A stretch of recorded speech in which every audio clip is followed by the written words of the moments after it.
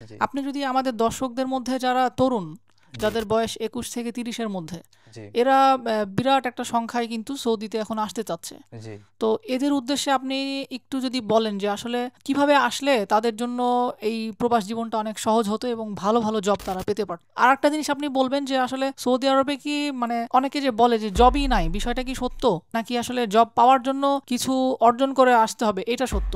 এই বিষয়েও একটু বলবেন সাথে। তো আমি বলবো, আপনি দেশে থাকা অবস্থায় যার মাধ্যমে বিদেশে আসবেন বা আসার কথাবার্তা চলবে বা বলবেন, তো ওনার সাথে আপনি অ্যাকুরেট কথা বলবেন যেন আপনি ওইখানে গিয়ে আপনার ওনার কথা এবং কাজে মিল পান। তো সেই দিকে একটু লক্ষ্য রাখবেন, অ্যাকুরেট কথা। আর যখন আপনার বিদেশ আসবেন, তো ভালো কিছু করতে হলে আপনার নিজের যোগ্যতা থাকতে হবে। আমি যদি চিন্তা করি যে আমি একটা ভালো কাজ করব, তো ভালো একটা জায়গায় শিফট হব, তো সেই ক্ষেত্রে আমার কিছু যোগ্যতা থাকতে হবে। কারণ হচ্ছে, আপনি যদি কোনো একটা কোম্পানিতে কাজ করেন, আপনি যদি আশা করেন যে আমি ২,০০০ রিয়াল কামাবো বা একটা ১৮০০ ১৭০০ এভাবে টাকায় চাকরি করব, তো সেই ক্ষেত্রে আপনার যোগ্যতা অবশ্যই থাকতে হবে। কারণ হচ্ছে যোগ্যতা না থাকলে আপনার যে কোনো কোম্পানি আপনার কাজ দিবে না, হুম চাকরি হুম দিবে না। হুম হুম। এই যোগ্যতাটাকে আপনি মানে কিভাবে দেখেন?